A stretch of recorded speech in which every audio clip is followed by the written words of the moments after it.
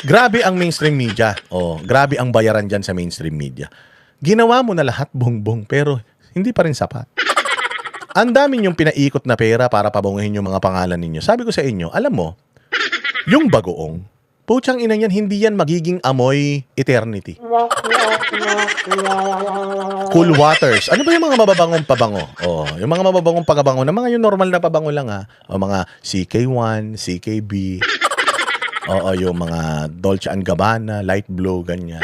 Yung mga Hugo Boss na mga pabango, ha?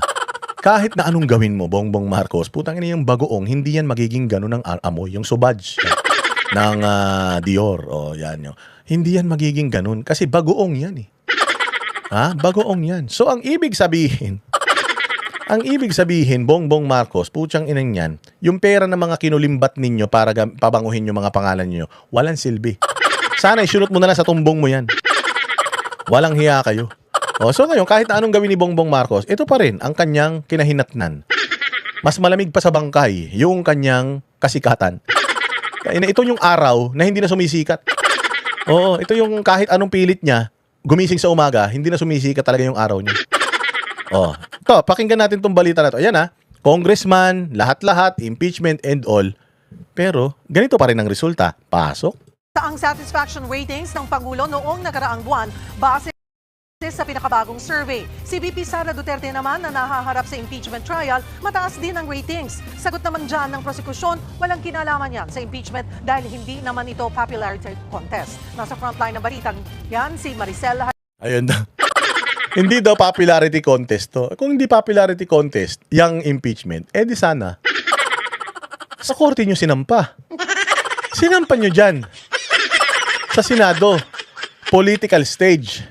Tapos gusto nyo sabihin na hindi ito pasikatan.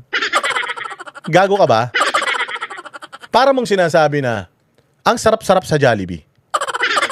Ang mura ng pagkain sa Jollibee, masaya yung mga kabataan sa Jollibee.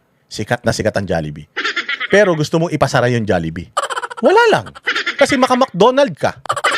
Kaya mas gusto mo yung McDo. Ayaw nga ng mga Pilipino sa McDo. Kasi nga, dun sila sa bida ang saya. Oo, dun sila sa masarap ang spaghetti matamis. Oo, dun sila sa ang manok ay niluluto sa mantika ng hippopotamus. Ganun. So pinipilit mo na ipasara etong Jollibee, tapos pinipilit mo na si McDo ang mamayani. Hindi pwede, mas masarap sa dalawang yan yung Waxis. Ano yung Waxis? Ang sarap nun. Oh, pag nagpunta kayo diyan sa Davao sa may airport, dumaan kayo dun sa Waxis, ay magbabago ang tingin nyo sa fast food. Itong Waxis ang fast food na mas parang 5-star. Oo, Michelin star. Boss Dada 5-star. Recommended 'yun. Oo, totoo. Ang sarap ng mga pagkain doon. Yung mga pagkain na hindi ino-offer ng Jollibee, McDo, KFC, nandun. Mantakin mo yung pagkain na meron sa Chowking at pagkain na meron sa Jollibee. Pagkain na meron sa McDo, sa KFC at sa Wendy's, nandoon sa iisang restaurant. Hindi mo na kailangan lumipat. Lahat, kung anong gusto mo kain, gusto mo kumain ng biskotso, meron din sila doon. Lahat, dilis. O anong gusto? Mani na hubad, mani na may damit, nandoon lahat. O ibang klase ang Waxis na yan. Okay. Pero yun yung sinasabi ko, na hindi mo pwedeng ipilit na yung pinakasikat, sirain mo dahil lang may gusto kang kandidato. Pwedeng ganun. Game. Aray. Saklap. -7. +31. Ay, ano lang pala siya, 27 lang yata si Inday, naging 20. Sabi ko 50 plus, hindi pala 50 plus. Papunta na dun. Wait lang kayo. By 2027, pag si Inday Sara hindi na impeach ngayon, itong 31 na to, wala na. Alam naman natin itong 31 na to is not the real number. This is dinugas na numero pa yan. Ako, alam ko to, at least mga 80% ito. At least. Oo. Give or take, mga 80% yan. 31 malabo. Ito kay Bongbong, -7. Putang ina, hindi. -1,000 yan. Kumbaga yung di ba? Ito yung Earth, yung bilog. Yan, di ba? Yung survey ni Bongbong, nandoon sa pinakadulo, tumagos pa. Putang, pumunta pa sa ibabaw, tumagos pa ulit. Parang alam niyo yung pagka umapa kayo dun sa timbangan na umiikot. Putang ina, mga 5 ikot. Ganun ka bobo yan. -27 na yan si BBM regardless, negative. Ibig sabihin nga, ito social weather station, ano pa yan rigged yan. Yun yung natin yun yung sinasabi natin na itong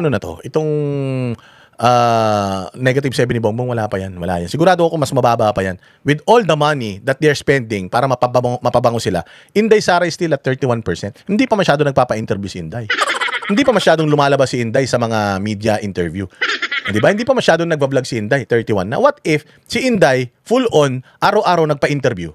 What if si Inday, nag-guest sa Banateros araw-araw? What if yung show ni Inday, ni Banat Bay at ni Boss Dada, na tapang ibalik ang tapang at malasakit, linggo-linggo, meron kaming binabanatan doon 3. Imagine mo this 31%.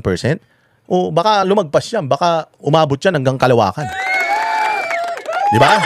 Ito ang pinakamasaklap na pagkakataon ng mga congressman, ng mga dilawan, ng mga loyalistang tanga, yung mga abogadong mga bobo, si Falsis, yung isang Del Rosario na abogadong tanga rin. Saka kung sino-sino pang mga bobo na mga nagko-content against kay Inday Sara. Imagine, ganito kami ka-effective na nagko-content kay Bongbong Marcos. Kasi si Bongbong, negative 7. So, Banateros, effective.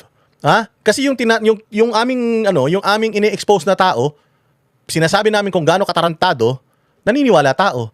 Kay Falsis, kay Hedarian, at saka kung sino-sino pang mga bobo, yung isa namatay pa. May naniniwala sa kanila? Wala. Bakit? Si Inday Sara, sikat na sikat pa rin. Araw-araw minumula nila si Inday. PI Inday, PI Inday, PI Inday. Putsang ina. Ang mura nila kay Inday sa isang araw, siguro umaabot ng 1 milyon. Sa 5 tao, ang mura nila kay Inday. Pero, kita mo, ayan. Mataas pa din. Sila Llamas, nagsama-sama lahat yan. Tama ka dyan. Ilagay niyo yung mga pangalan dyan ng mga nagmumura at naninira kay Inday. Ibig sabihin, itong mga tao na ito, salita lang sila ng salita, pero, putya, yung mga missile nila, supot lahat. Hindi effective. Kaming mga Banateros, di ba? Binabayaran ba kami ng mga Duterte? Hindi. Meron ba kaming sweldo kahit kanino sa mga politiko? Wala. Pero pag bumanat kami doon sa mga politiko na magnanakaw, napapahiya. Nanggigigil, kaya anong nangyayari? Didemanda kami. Ang rating ni Bongbong is at negative 27. Ibig sabihin, effective ang Banateros. Banateros kunin nyo. Sino-sino mga kinukuha nyo, mga bobo naman yan. Lumalabas lang sa TV, akala nyo mga sikat siya, wala naman nakikinig sa kanila. Kami, dito lang kami lumalabas, tsaka sa SMN, pero kita nyo naman ang effect natin. Kita ninyo ang effect natin sa survey ni Bongbong. Dahil yan sa inyo, na mga nagla-like, nagsishare ng mga ganitong klase ng mga content. Kaya ganyan, na-expose, nalalaman ng taong bayan kung gaano ka-incompetent etong presidente na ito. Hindi ba? Pasok. Negative 7 o neutral ang net satisfaction rating ni Pangulong Bongbong Marcos nitong Hunyo, tumaas pa rin. Habang si Vice President Sara Duterte, positive 31 o good ang rating. Base yan sa survey ng Social Weather Station o SWS sa 1,200 respondents mula June 20 hanggang June 29. Nauna nang sinabi ng Malacanang na bumaba man o tumaas ang score, sa isang bagay lang daw nakafocus si PBBM. Sa isang bagay lang daw nakafocus si PBBM. Tumaas, bumaba ang survey, nakafocus sa isang bagay. Ano yung nakafocus? Lagay nyo nga dyan sa comment section, babasahin ko. Sa isang bagay lang daw nakafocus si BBM. Saan? Lagay mo dyan, bilis. Para sa akin, sa isang bagay lang nakafocus si BBM. Saan? Sa lakas ng kanyang tama.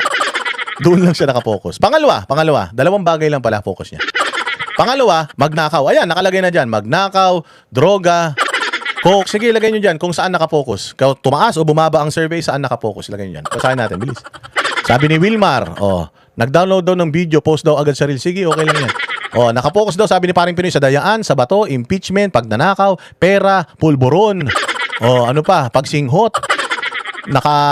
Nakapokus sa pagnanakaw, pulburon, sa tubig. Grabe naman to si Putragis talaga. Mahilig talaga to sa malaki. Magnakaw, focus sa singhot. Kita mo, tao na mismo nagsasabi, ako nagsabi. Meron ako sarili ko, sinabi ko kanina. Pero ayan, pagngiwi. Batak daw, nakapokus sa magnakaw, sa coke, pag-aadik, di ba? Ang tao. Na brainwash ba nila Falsis to, tsaka nila Hedarian itong mga ito? Highest paid tambay. Buo nga, no? Ang laki ng sweldo nito para tumambay, no? Para mag-focus daw sa amin, mag-alaman, no? Corruption. Doon lang daw nakafocus. Ano pa sabi ni Claire? Ang Pangulo ay hindi po apektado ng numero. Hindi talaga siya apektado, sabog sabog. Ito, sabi naman ng ate yan. Hindi ako nagsabi niyan. Hindi yan, hindi yan. Sabi nung ate, bata pa daw, na yung babatak na yun. Pero, yan kasi, ang isang quality ng bogsa, alam mo kung walang pake. Walang pake kung ano sabihin ng mga tao sa paligid. Kahit sabihin mong basama ang bumatak, babatak yan. Kahit nasabihin mo na ganito, ang babatak yan. Kahit walang pera, babatak yan. Magnanakaw yan para makabatak lang. Kahit nasabihin mong ganito, hindi, babatak pa rin yan. Walang paki yan. Kahit na makita mo hindi naliligo kakabatak, babatak pa rin yan. Pag sinabi mo mabaho, hindi. Sa isip ko mabango ako, babatak ako. Ganun ang utak ng mga yan. O, kaya talagang hindi siya apektado, tsaka maapektuhan ka pa ba? Oo, isa lang naman ang may epekto sa kanya eh. Epekto. Droga lang naman ang may epekto sa kanya. Pero yung sa loobin ng tao, yung hinanakit ng tao, pagtaas ng presyo ng bilihin, ng kuryente at ng kung ano-ano, wala yan sa kanya. Wala yan sa kanya. Kaya nga pag nagtanong ka sa PNP, mataas ang crime rate, hindi mababa. Magtanong ka kay Bongbong, o kamusta ang ekonomiya natin? Galing ako ng Singapore. Galing ako ng ganitong lugar. Ang dami kong naiuwing investment, makikinabang ang mga Pilipino, tapos biglang mamimigay ng ayuda. O kung ano yung sinasabi niya, iba yung resulta. O ganyan kapag ka-addict. Pag tiningnan ng addict ang sarili niya, sa salamin, poging-pogi yan siya, basta sabog yan.